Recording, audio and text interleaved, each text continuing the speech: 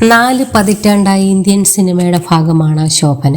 തെന്നിന്ത്യൻ സിനിമാ ലോകത്ത് ഒട്ടനവധി മികച്ച വേഷങ്ങളിലൂടെ കഴിവ് തെളിയിച്ച ശോഭന അടുത്തിടെയായി മലയാള സിനിമയിൽ വീണ്ടും സജീവമായി തുടങ്ങി. 1980 തമിഴിൽ അരങ്ങേറിയ ശോഭന 1984 പുറത്തിറങ്ങിയ ഏപ്രിൽ 18 എന്ന ചിത്രത്തിലൂടെയാണ് ബാലചന്ദ്ര മേനോന്റെ നായികയായിട്ട് മലയാള സിനിമയിൽ എത്തിയത്. ആദ്യ സിനിമയിലൂടെ തന്നെ ഏറെ ശ്രദ്ധിക്കപ്പെട്ട ശോഭനയെ പിന്നീട് ഒരുപിടി നല്ല വേഷങ്ങൾ തേടിയെത്തി.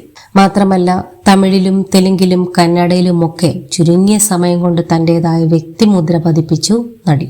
14-ാം വയസ്സിൽ തന്റെ സിനിമയിൽ നായികയായി എത്തിയ ശോഭനയെ ചോക്ലേറ്റ് കൊടുത്താണ് സെറ്റിൽ പിടിച്ചിരുത്തിയതെന്ന് മുമ്പൊരു അഭിമുഖത്തിൽ ബാലചന്ദ്ര മേനോൻ പറഞ്ഞിട്ടുണ്ട്. അഭിനയ ലോകത്ത് ശ്രദ്ധേയരായ മമ്മൂട്ടി, രജനീകാന്ത്, മോഹൻലാൽ, ജയറാം, സുരേഷ് ഗോപി തുടങ്ങി നിരവധി സൂപ്പർ താരങ്ങളുടെ നായികയായി പിന്നീട് അങ്ങോട്ട് ശോഭന തിളങ്ങി.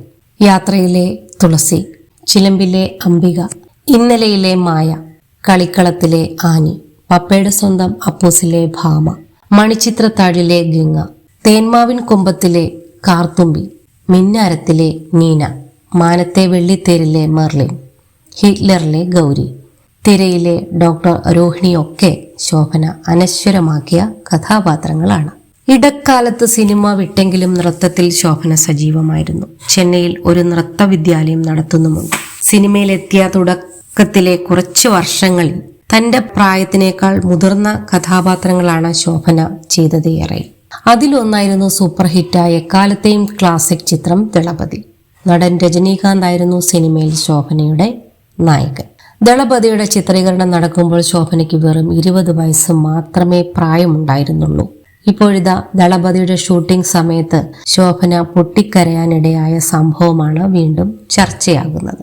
ദളപതി സിനിമയ്ക്ക് വേണ്ടി 2 മാസത്തെ ഷൂട്ടിങ്ങിന് വീടും വീട്ടുകാരെയും വിട്ട് ശോഭന അണിയറ പ്രവർത്തകർക്കൊപ്പം തിരക്കിലായിരുന്നു. പ്രായം കൊണ്ട് ചെറുതായിരുന്നതിനാൽ വീട് വിട്ടുള്ള 2 മാസത്തെ വാസം ശോഭനയെ ബാധിച്ചു. കുടുംബത്തെ വിട്ടുള്ള താമസം ശോഭനയെ തളർത്തി.